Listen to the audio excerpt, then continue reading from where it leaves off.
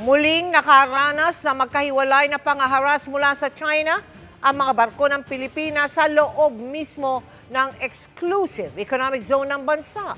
Sa pinakaunang pagkakataon, namataan ding sumali sa pagbuntot ang warship ng People's Liberation Army Navy. Nakatutok si Chino Gaston. Meters cap, 5 Hinarang, meters. dinikitan at binangga ng isang Chinese Coast Guard ship ang barko ng Bureau of Fisheries and Aquatic Resources na BRP Dato Roma Penet. Nangyari ito kaninang umaga malapit sa Escoda Shoal na nasa loob ng Exclusive Economic Zone ng Pilipinas. Naroon ang BRP Dato Roma Penet kasama ang iba pang barko ng Philippine Coast Guard para tulungan ang mga mangingisdang Pilipino na pinipigilan daw mangisda ng China Coast Guard. Ang BRP Bangkaw ng BFAR dinikitan at sinagi din ang tagiliran ng barko ng China Coast Guard. Isang Chinese warship ang namataan sa lugar pero hindi na ito lumapit. Kaninang umaga rin, habang papalapit ng Baho de Masinloc ang BRP Pagbuaya ng BFAR, sinimulan itong i-water cannon ng China Coast Guard. Dihit! Papunta ng Bahura ang Dato Pagbuaya kasamang isa pang BFAR ship at dalawang barko ng PCG. Ayon sa PCG, target sirain ng China ang navigational equipment ng BRP Pagbuaya. Sa drone video ng PCG, makikita kung gaano kaliit ang mga barko ng BFAR kumpara sa barko ng China Coast Guard.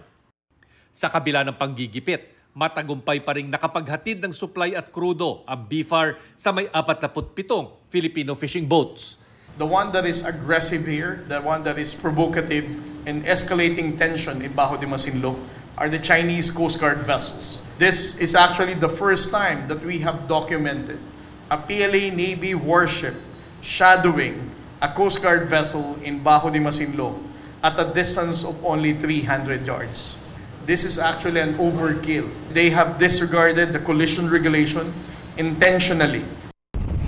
Sa pinakaunang pagkakataon, sumali sa pagbuntot sa PCG at BFAR ang isang People's Liberation Army Navy warship ng China. Lumapit daw ito hanggang 300 yards mula sa BRP Pagbuaya.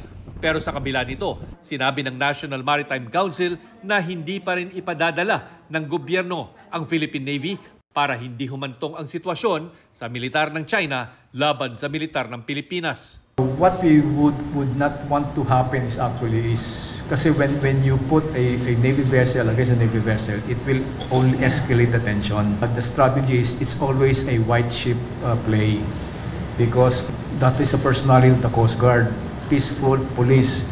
But the Navy is on the defense side, so pag tinapat mo ang gray sa gray, it can escalate the situation.